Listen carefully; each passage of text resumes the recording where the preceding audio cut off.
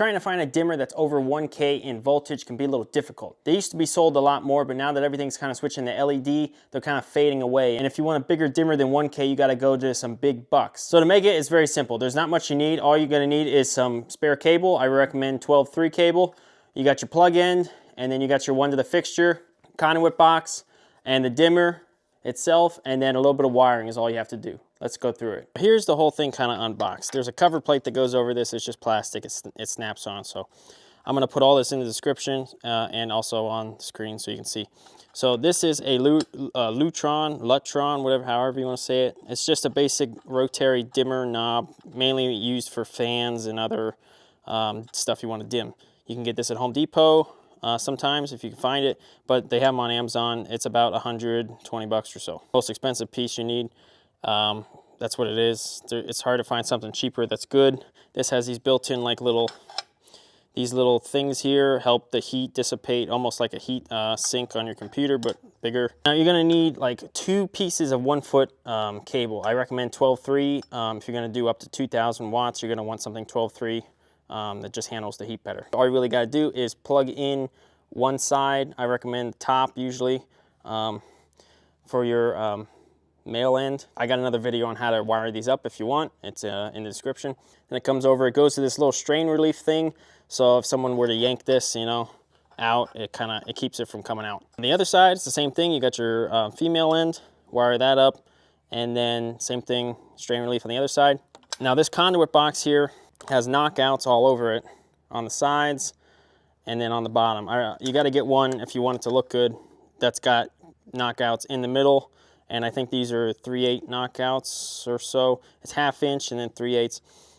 So you can do either size depending on what strain relief you want. I'll put the box in the description as well. The box is only like $7. The connectors themselves are, the female's like 4 and the other one's like 6. I don't know why they're different prices, but they are.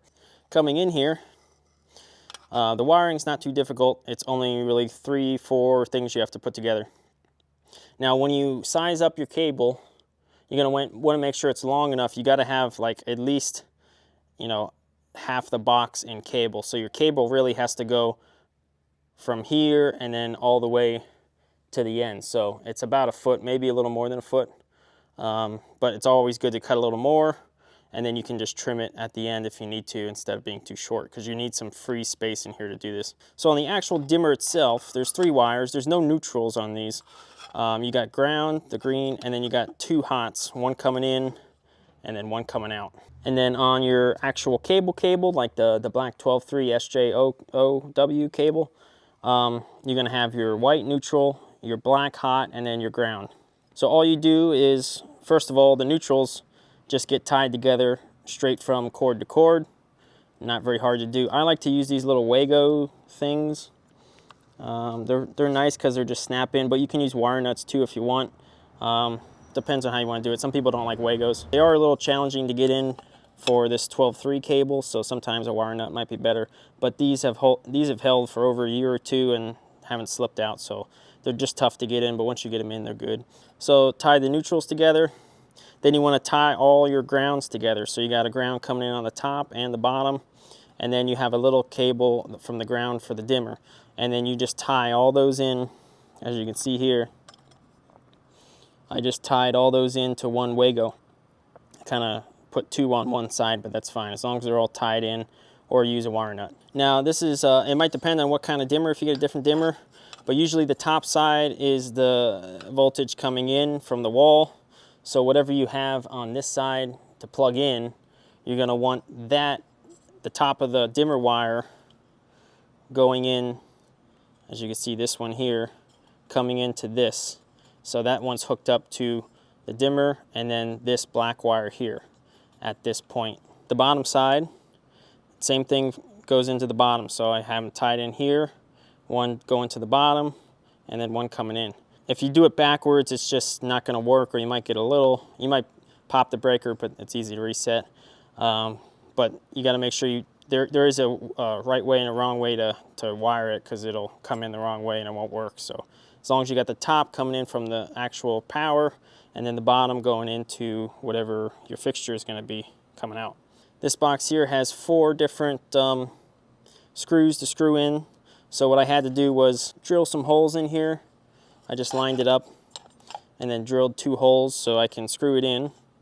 I was going to do the other side too, but it didn't line up quite right. See how it kind of, see this side's lined up, but then this side's a little short. It's not a big deal.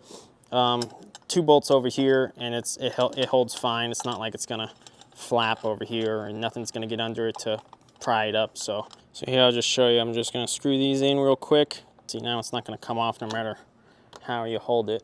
Take your cover plate. This just snaps on. You don't have to use the cover plate, but it's nice so you can put your label of whatever your company is, or you don't lose it and stuff. And then you can label it. I just got labeled 2K number 1 because I got 2 of these. So that's how to make it. It's only 130 to 50 bucks, I believe. I'll put on the screen of the details, but pretty cheap way to do it. To buy an actual 1K, like a good decent one from Film Tools, is like 110 or 20, 30. So this is, you're getting 2K with this for just like 10 bucks more, maybe 15. So you got a lot more range if you want to run some old tungsten units. If you guys like the video, give me a like, subscribe, really helps me out, and I'll see you next week.